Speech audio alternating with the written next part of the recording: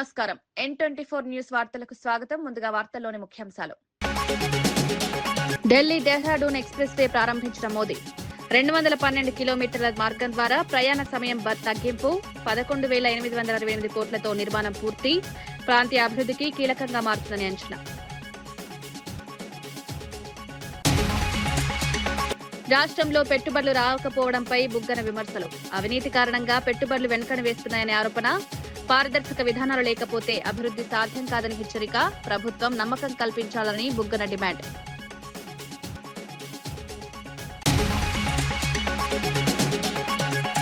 మహిళా బిల్లుపై బీజేపీని ప్రశ్నించిన మంత్రి సీతక్క. కాంగ్రెస్ కాలంలోనే బిల్లు ప్రవేశపెట్టిన విషయాన్ని గుర్తు. బీజేపీకి మహిళలపై నిజమైన చిత్తశుద్ధి లేదని విమర్శ. మహిళల కోసం కాంగ్రెస్ కట్టుబడి ఉందని స్పష్టం. ఉద్యోగులకు శుభవార్తగా నిధుల విడుదల. పెండింగ్ బకాయిలు చెల్లించడంతో ఉద్యోగుల ఆనందం. సీఎం చంద్రబాబు నిర్ణయాన్ని అభినందించిన ఎమ్మెల్యే.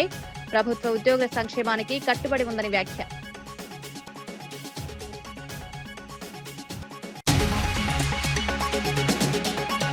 డీలిమిటేషన్ పై సీఎం వ్యాఖ్యలకు కిషన్ రెడ్డి కౌంటర్. అన్ని రాష్ట్రాలకు సమాన న్యాయం, రాజకీయ ప్రయోజనాల కోసం విమర్శలు చేయొద్దని సూచన. ప్రక్రియ పారదర్శకంగా జరుగుతుందని హామీ.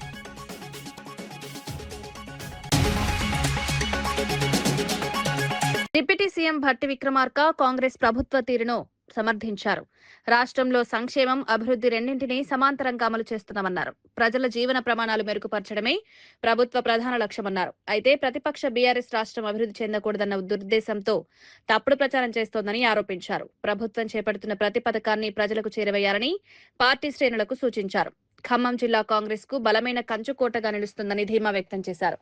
ప్రజలు వాస్తవాలను గుర్తించి ప్రభుత్వానికి మద్దతునిస్తున్నారన్నారు.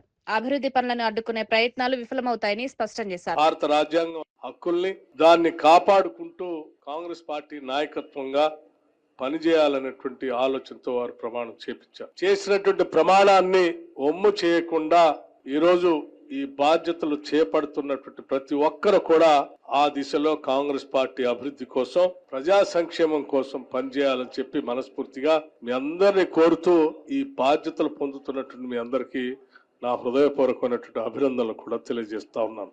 కారణం, ఈరోజు మీరు పొందేటువంటి పదవులు ఆషామాషి పదవులు కాదు.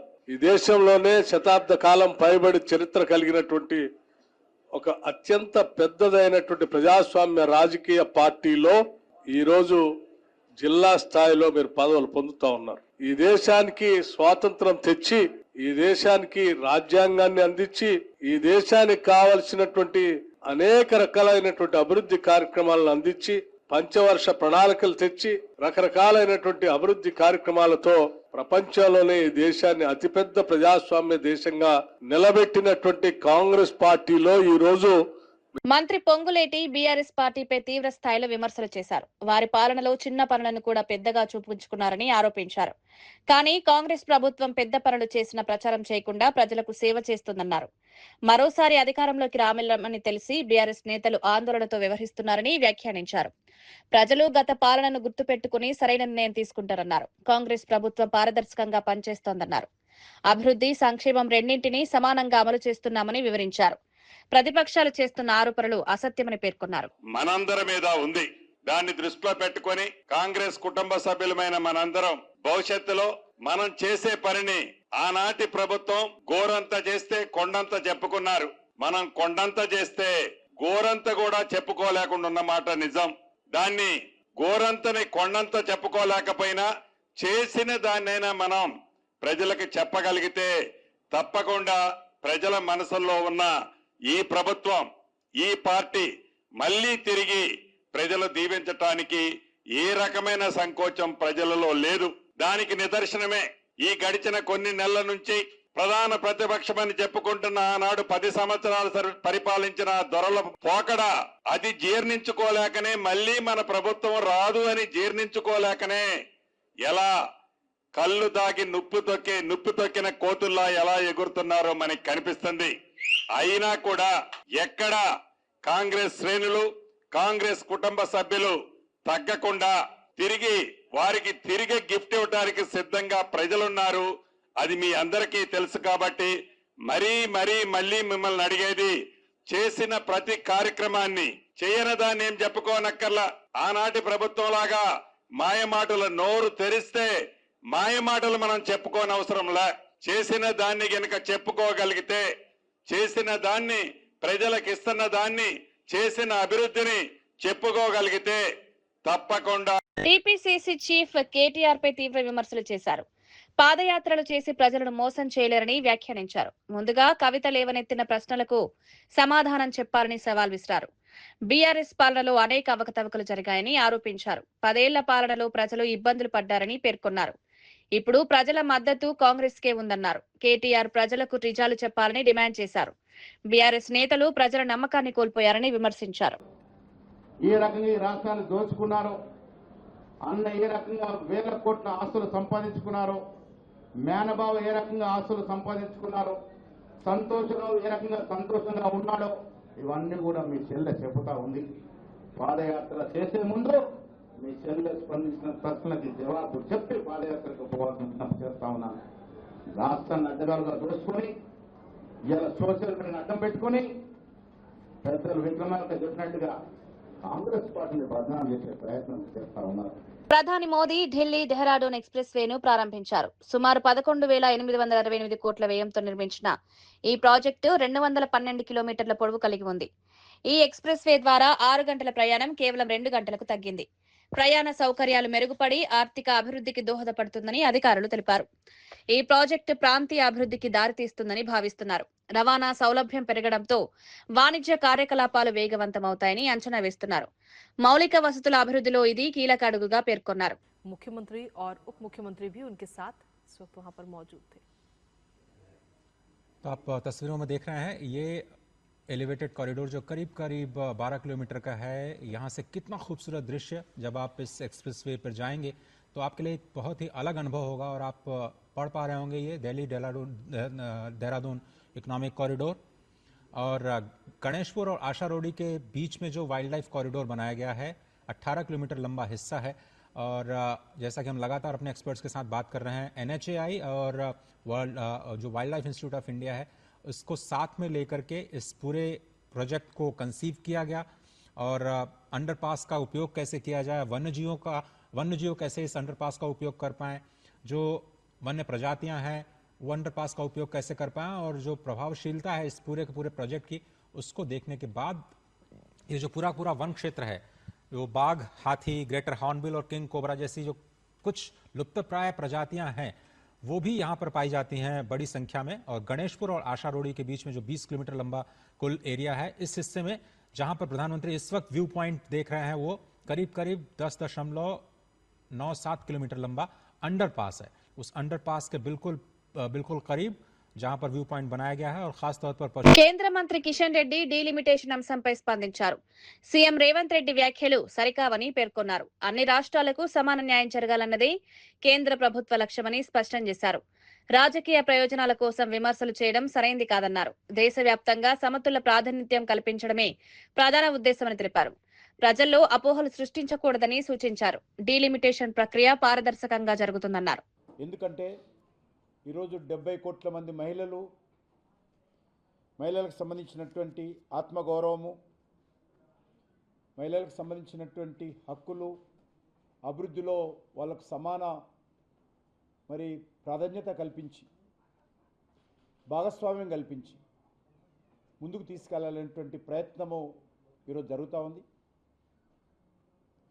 గత 50 సంవత్సరాలుగా దీనిపైన చర్చ జరుగుతూ ఉంది. అనేక పార్టీలు, సంస్థలు, అనేక మంది మేధావులు దీనిపైన డిమాండ్ చేస్తున్న వచనం మనకు తెలుసు. అనేక సార్లు లోక్సభ, రాజ్యసభలో కూడా దీనిపైన చర్చ జరిగింది. 2010లో కాంగ్రెస్ పార్టీ అధికారంలో ఉన్నప్పుడు రాజ్యసభలో బిల్లు కూడా పాస్ అయింది. చివరకు అనేక కారణాలతో ఆ యొక్క బిల్లు కార్యరూపం దాల్చలేదు. ఇది ప్రజాస్వామ్య శక్తికి, ఎందుకంటే 50% జనాభా మన దేశంలో మహిళలు ఉన్నారు కాబట్టి ఆ మహిళలకు ఆత్మగౌరవానికి మహిళలకు సంబంధించినటువంటి ఒక రాజకీయపరమైనటువంటి విశ్వాసం కల్పించేటువంటి ప్రక్రియ ఈ 33% రిజర్వేషను. ఇది దేశ ప్రజాస్వామ్య వ్యవస్థకు ఒక కొత్త శక్తిని కల్పిస్తుందనే విషయంలో మరి ఏ రకమైనటువంటి అనుమానం లేదు. ఇది కేవలం ఒక చట్టం కాదు, మహిళా సాధికారతకు వేస్తున్నటువంటి ముందడుగని ఈ సందర్భంగా మనవి చేస్తా ఉన్నాను. బీహార్ రాజకీయాల్లో కీలక పరిణామం చోటు చేసుకుంది.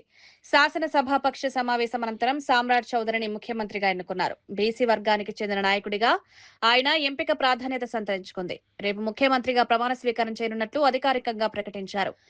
ఈ నిర్ణయం రాష్ట్ర రాజకీయ సమీకరణాలను ప్రభావితం చేసే అవకాశం ఉంది.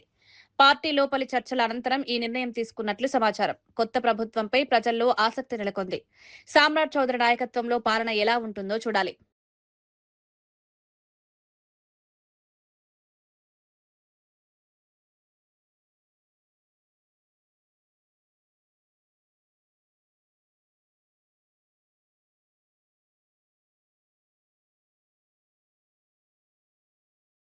నెల్లూరు జిల్లా జువ్వలదిన్నెలో వైఎస్ జగన్ పర్యటనకు ఏర్పాట్లు జోరుగా కొనసాగుతున్నాయి. వైసీపీ నేతలు ప్రాంతాన్ని పరిశీలించి ఏర్పాట్లను సమీక్షించారు. జగన్ హయాంలో నిర్మించిన ఫిషింగ్ హార్బర్ ను టీడీపీ తమ ఖాతాలో వేసుకుంటోందని మాజీ మంత్రి కాకాని ఆరోపించారు. బోట్ల విడుదలలో టీడీపీ నేతల జోక్యం ఉందని విమర్శించారు. హార్బర్ లో సాగర్ డిఫెన్స్ కంపెనీ ఏర్పాటుపై కూడా వైసీపీ అభ్యంతరం వ్యక్తం చేసింది. మిగిలిన పనులను పూర్తి చేయడంలో ప్రభుత్వం విఫలమైందని ఆరోపించారు. ఈ పర్యటనతో రాజకీయ ఉద్రిక్తత పెరిగే అవకాశం ఉంది. వాళ్ళకది సరిపోదు, దాన్ని మరలా విస్తరించాలనేటువంటి ఆలోచన చేస్తున్నటువంటి నేపథ్యంలో జగన్మోహన్ రెడ్డి గారు కూడా స్పష్టంగా ఇది ఫేజ్ 1, తర్వాత దీన్ని విస్తరిస్తామని చెప్పినటువంటి పరిస్థితుల్లో ఉన్నటువంటి హార్బర్ ని పూర్తి చేయకుండా 10% పనులు పెండింగ్ లో పెట్టి వాళ్ళ దగ్గర నుంచి ఈరోజు బలవంతంగా ప్రైవేటీకరణ చేయడం అనేటువంటిది మత్స్యకారులు జీర్ణించుకోలేకపోతున్నారు. దాని మీద అనేక రకాలైనటువంటి ఈ మధ్య లోకేష్ గారు రావడం, దానికి సంబంధించి ఆయన శంకుస్థాపన చేయడం, శంకుస్థాపన చేసిన రోజే మత్స్యకారులు ప్రాణాలకు తెగించి తీసుకొచ్చి పార్క్ చేసినటువంటి కరైకల్ బోట్లు 4 బోట్లు ఉంటే వాటిని పంపించేయమని ఆదేశాలు ఇచ్చడం, పంపించడం జరిగింది. ఈరోజు తెలుగుదేశం పార్టీకి సంబంధించినటువంటి నాయకుల జోక్యంతోనే బోట్లు తరలి వెళ్ళాయి. కాబట్టి ప్రభుత్వం ఈరోజు మొక్కుబడిగా మత్స్యకారులు ఇటు ప్రైవేటీకరణ గురించి కానీ బోట్ల తరలింపు విషయంలో కానీ ఆగ్రహం వ్యక్తం చేస్తున్నారు. కాబట్టి అనేక రకాలైనటువంటి ప్రయత్నాలు చేయడం. ఇన్ని రోజులు ఈ ప్రభుత్వానికి మత్స్యకారులు గుర్తురాలే, మంత్రులకు మత్స్యకారులు గుర్తురాలే, అధికారులకు మత్స్యకారులు గుర్తురాలే, కలెక్టర్ గారికి, ఎస్పీ గారికి మత్స్యకారులు గుర్తురాలే. ఈ రోజు ఏదైతే సమస్య వచ్చిందో, వైఎస్ఆర్ కాంగ్రెస్ పార్టీ అండగా నిలిచిందో, జగన్మోహన్ రెడ్డి గారికి ఇక్కడికి వచ్చి వాళ్ళని అండదండలు అందిస్తానని చెప్పాడో ఆ రోజు నుంచే ఈ కార్యక్రమం ప్రారంభమైంది. మంత్రి వెంకటరెడ్డి మహిళా రిజర్వేషన్ బిల్లుకు కాంగ్రెస్ పూర్తి మద్దతు ప్రకటించారు. అయితే ఈ బిల్ పేరుతో డీలిమిటేషన్ తీసుకురావాలని బీజేపీ ప్రయత్నిస్తోందని ఆరోపించారు. డీలిమిటేషన్ వల్ల ఉత్తరాది ఆధిపత్యం పెరిగే ప్రమాదం ఉందన్నారు. దక్షిణాది రాష్ట్రాలకు అన్యాయం జరిగితే పోరాటం చేస్తామని హెచ్చరించారు. ఎన్నికల కోడ్ అమల్లో ఉన్నప్పుడు పార్లమెంట్లో చట్టాలు చేయడం సరైంది కాదని పేర్కొన్నారు. మహిళలకు న్యాయం చేయాలని, రాజకీయ ప్రయోజనాల కోసం బిల్లులను వాడకూడదని సూచించారు. సోనియా గాంధీ, ఇందిరాగాంధీ, మీరా కుమార్ రాష్ట్రపతులుగా ఎంతోమంది మహిళలు చేసిన కాంగ్రెస్ పార్టీ ఈరోజు మా కోరిక నెరవేరింది. ఒకటే నష్టమైందంటే ఆయన 50% సీట్లు పెంచాలి, దానికి దక్షిణ భారతానికి పూర్తి అన్యాయం జరిగి వాళ్ళు మా ఓట్లు అవసరం లేకుండా అక్కడ నార్త్ ఇండియా 600 సీట్లల్లో వాళ్ళకు కావాల్సిన 450 అయితే గవర్నమెంట్ ఎప్పుడు మేమే అధికారంలో ఉండొచ్చని పార్లమెంట్ ఎన్నికల కోడ్ ఉన్నది. ఇప్పుడు బీహార్లో పోలింగ్ ఉన్నది, తమిళనాడులో పోలింగ్ ఉన్నది. అసలు పార్లమెంట్లో కొత్త చట్టాలు తీసుకురాకూడదు. అయినా మహిళా బిల్లు ఉంది కాబట్టి దానికి కాంగ్రెస్ పార్టీ సపోర్ట్ అని చెప్పి దొంగచాటుగా ఆ బిల్లు తీసుకొచ్చింది. దాంతో దక్షిణ భారతదేశానికి అన్యాయం జరుగుతుంది. నిన్న మొత్తం కూడా ముఖ్యమంత్రి మంత్రులను కూర్చొని మాట్లాడుకున్నాం. మళ్ళీ రేపు పోయిన తర్వాత మళ్ళీ మాట్లాడుకొని తప్పకుండా దక్షిణ భారతదేశమే దేశానికి సగం కాంట్రిబ్యూషన్ 5 జీడిపి మనం కాంట్రిబ్యూట్ చేస్తున్నాం. కర్ణాటక అలాంటి మన రాష్ట్ర సౌత్ ఇండియాకు అన్యాయం జరిగితే తప్పకుండా పోరాటం చేస్తాం. మంత్రి అచ్చెన్నాయుడు అంబేద్కర్ జయంతి సందర్భంగా నివాళులర్పించారు. అంబేద్కర్ ఒక వ్యక్తి మాత్రమే కాదు, మహాశక్తి అని పేర్కొన్నారు. దేశంలోని ప్రతి పౌరుడికి సమాన హక్కులు కలిగించే రాజ్యాంగాన్ని అందించిన మహనీయుడని కొనియాడారు. కులం, మతం తేడా లేకుండా అందరికీ న్యాయం జరిగేలా వ్యవస్థను రూపొందించారన్నారు. శ్రీకాకుళం జిల్లాలో ఆయన విగ్రహానికి పూలమాలలు వేసి నివాళులర్పించారు. అంబేద్కర్ ఆశయ సాధన కోసం కృషి చేస్తామని హామీ ఇచ్చారు. సమాజంలో సమానత్వం నెలకొల్పడమే లక్ష్యమన్నారు. ఎన్డీఏ ప్రభుత్వం అన్ని విధాలా సహకరిస్తుంది. ఈ రోజు ప్రతి దళిత కుటుంబంలో ఒక వ్యక్తి ఒక ఎంటర్ప్రెన్యూర్ గా ఉండాలి, ఒక పారిశ్రామికవేత్తగా తయారవ్వాలి. అందుకే అన్ని రంగాల్లో మీకు ఎక్కడైనా సరే ఒక పారిశ్రామిక వాడుంటే అక్కడ దళితులకి రిజర్వేషన్స్ ఇచ్చి స్థలాలు ఇస్తున్నాం. వారికి ఒక ఇండస్ట్రీ పెట్టుకుంటే వాళ్ళకి పారితోషికాలు ఇస్తున్నాం. ఎన్నో సంవత్సరాల నుంచి బాకీలు ఉన్నటువంటి డబ్బులు కూడా ఇచ్చి వారికి అన్ని విధాలా ప్రోత్సహిస్తున్నాం. దాన్ని కూడా ప్రతి ఒక్కరూ ఉపయోగించుకోవాలి. ఈరోజు మీరు పారిశ్రామికవేత్తలు తయారవ్వడమే కాదు, మీరు ఒక 10 మందికి ఉద్యోగాలు ఇచ్చే స్థాయికి ఎదగాలి. దానికి మనసా వాచ కర్మన ఈ ప్రభుత్వం చిత్తశుద్ధితో పనిచేస్తుందని చెప్పి తెలియజేస్తున్నాను.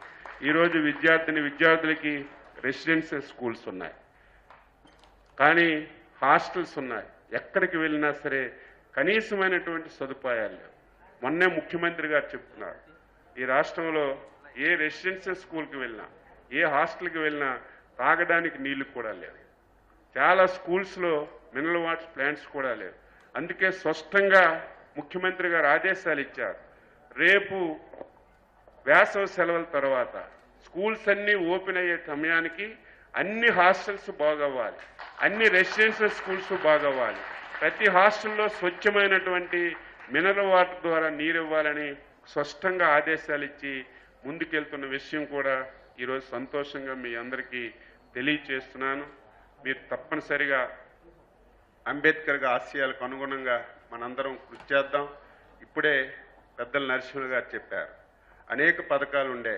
సోషల్ వెల్ఫేర్ డిపార్ట్మెంట్ ద్వారా స్వయం ఉపాధి పథకాలు ఉండే, చదువుకోవడానికి సహాయం చేసేవాళ్ళం. అదేవిధంగా ఎవరైనా ఇంటర్ క్యాస్ట్ మ్యారేజ్ చేసుకున్నా డబ్బులు ఇచ్చేవాళ్ళం. ఇవన్నీ ఉండే. గత 5 సంవత్సరాలు ఈ వ్యవస్థలన్నీ, రాజకీయం మాట్లాడదలుచుకోలేదు కానీ తప్పదు చెప్పవలసింది, అన్నీ ఆగిపోయాయి. ఇప్పుడు అవన్నీ మళ్ళీ కొనసాగించడానికి ప్రయత్నం చేస్తున్నాం. ఎంత బాధ కలుగుతుందంటే, రాజకీయాల్లో ఉంటాం పోతాం, అధికారం వస్తుంది కానీ ఒక వ్యక్తిని ఎప్పుడూ కించపరచకూడదు. చంద్రబాబు నాయుడు గారు ముఖ్యమంత్రిగా ఉండపాడు మన రాజ్యాంగ నిర్మాత బాబాసాహెబ్ అంబేద్కర్ పేరు మీద విదేశీ విద్య అని ఒక బ్రహ్మాండమైనటువంటి కార్యక్రమం పెట్టారు. ఎవరైనా సరే ఎస్సీ ఎస్టీస్ కానీ బాగా చదువుకోవడానికి అమెరికా, రష్యా ఎక్కడికైనా వెళ్తే ప్రభుత్వమే డబ్బులు ఇచ్చి చదివించినటువంటి ఒక బ్రహ్మాండమైనటువంటి కార్యక్రమాన్ని 2014-19లో అమలు చేశాం. దురదృష్టవశాత్తు ప్రభుత్వం మారిన తర్వాత పథకం ఆపేసినా పర్వాలేదు, లేకపోతే దానివల్ల సహాయం చేయకపోయినా పర్వాలేదు. ఎమ్మెల్యే వరదరాజులు రెడ్డి ఉద్యోగులకు శుభవార్త తెలిపారు. గత జగన్ ప్రభుత్వంలో ఉద్యోగులు తీవ్ర ఇబ్బందులు ఎదుర్కొన్నారని విమర్శించారు. పెన్షనర్లు, గ్రాట్యుటీ, ఏపీజీఎల్ఐ, ఏపీజీఎఫ్ నిధుల విడుదలపై హర్షం వ్యక్తం చేశారు. సీఎం చంద్రబాబు పెండింగ్ బకాయిలను విడుదల చేయడం అభినందనీయమన్నారు. 7,538 కోట్ల నిధులు విడుదల కావడం ఉద్యోగులకు ఊరట కలిగించిందని పేర్కొన్నారు. ఈ నిర్ణయం వల్ల ఉద్యోగుల్లో నమ్మకం పెరుగుతుందని తెలిపారు. ప్రభుత్వం ఉద్యోగుల సంక్షేమానికి కట్టుబడి ఉందన్నారు. వాళ్ళకు gratuity, APGL, GIL, APGF, surrender leave, పోలీసులకు సరెండర్ లీవ్, ఇవన్నీ కూడా ఇవ్వడం జరిగింది. కాబట్టి ప్రభుత్వము ఎప్పుడు కూడా చంద్రబాబు నాయుడు గారు అనే ముఖ్యమంత్రి గారు ప్రభుత్వ ఉద్యోగస్తులు బాగా కష్టపడి రాష్ట్రాభివృద్ధిని ముందుకు తీసుకుపోయే పరిస్థితిలో నిరంతరము వారి సేవలు అందిస్తున్నారు. కాబట్టి అన్ని రకాల ప్రభుత్వ ఉద్యోగులకు ప్రథమ ప్రాధాన్యం ఇవ్వడం అనేది జరుగుతుంది. మొట్టమొదటి నుంచి కూడా ఆయన 1994-95లో ముఖ్యమంత్రి అయినప్పటి నుంచి కూడా ప్రత్యేకమైన శ్రద్ధ తీసుకొని ఉద్యోగస్తులందరి మీద వారు చేసే పనికి తగిన ఫలితాన్ని ఇవ్వాలనే ఆలోచనతో ఎప్పుడు కూడా ఆయన ముఖ్యమంత్రిగా దాదాపు సుమారుగా 15-18 సంవత్సరాల నుంచి ఆయన అటువంటి ఆలోచన ధోరణితోనే ఉద్యోగుల యొక్క విషయంలో ఉంటున్నాడు. మాజీ మంత్రి బుగ్గన రాజేంద్రనాథ్ రెడ్డి పెట్టుబడుల అంశంపై తీవ్ర వ్యాఖ్యలు చేశారు. రాష్ట్రంలో పెట్టుబడులు రావడం లేదని ఆరోపించారు. పెట్టుబడులు ఎందుకు రావడం లేదో పరిశీలిస్తే స్థానికంగా అవినీతి పరిస్థితులు ఉన్నాయన్నారు. చిన్న పనులు చేయాలన్న ఎమ్మెల్యేలకు డబ్బులు ఇవ్వాల్సి వస్తుందని స్థానికులు చెప్తున్నారన్నారు. పెట్టుబడులు రావాలంటే పెట్టుబడిదారులకు నమ్మకం కల్పించాల్సిన బాధ్యత ప్రభుత్వంపై ఉందన్నారు. పారదర్శక విధానాలు లేకపోతే పెట్టుబడులు రావని హెచ్చరించారు. నిజం చెప్తున్నా, నేను కొంతమందితో విచారించిన ఈ మధ్య కాలంలో ఇదంతా జరిగేటప్పుడు ఏం జరుగుతుంది అక్కడ అని చూస్తే ఏమన్నారంటే, అక్కడ గుంటూరులో, విజయవాడలో ఏమన్నారంటే, అసలు ఇక్కడ పరిస్థితులు ఎట్లున్నాయంటన్నా వాళ్ళు అన్నారు నాకు, స్థానికులు.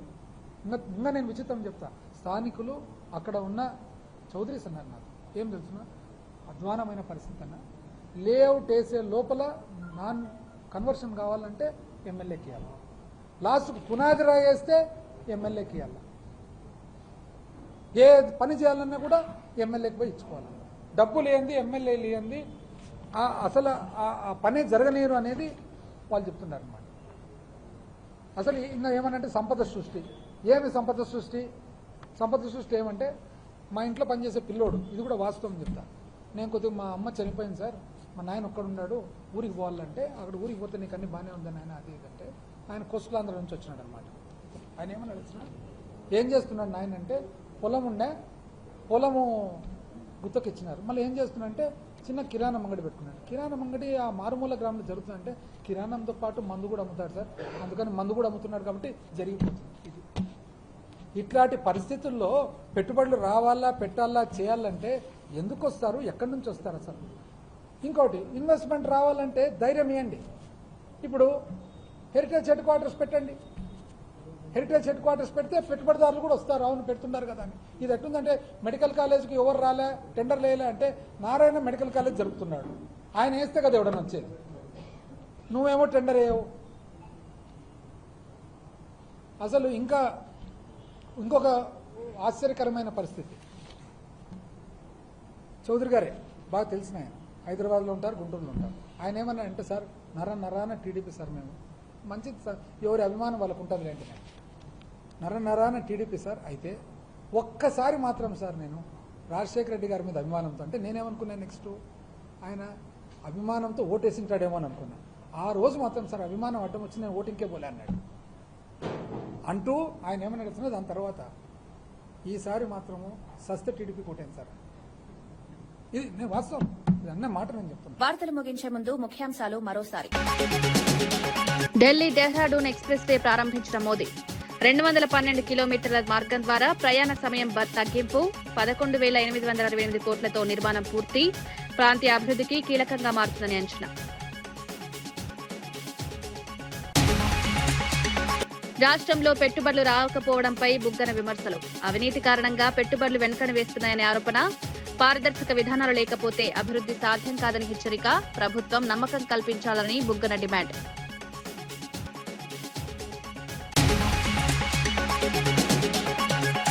మహిళా బిల్లుపై బీజేపీని ప్రశ్నించిన మంత్రి సీతక్క, కాంగ్రెస్ కాలంలోనే బిల్లు ప్రవేశపెట్టిన విషయాన్ని గుర్తు, బీజేపీకి మహిళలపై నిజమైన చిత్తశుద్ధి లేదని విమర్శ, మహిళల కోసం కాంగ్రెస్ కట్టుబడి ఉందని స్పష్టం.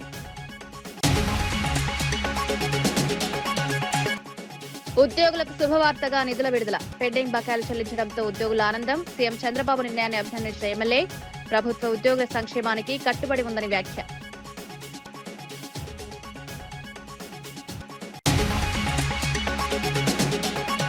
డీలిమిటేషన్ పై సీఎం వ్యాఖ్యలకు కిషన్ రెడ్డి కౌంటర్, అన్ని రాష్ట్రాలకు సమాన న్యాయం, రాజకీయ ప్రయోజనాల కోసం విమర్శలు చేయొద్దని సూచన, ప్రక్రియ పారదర్శకంగా జరుగుతుందని హామీ.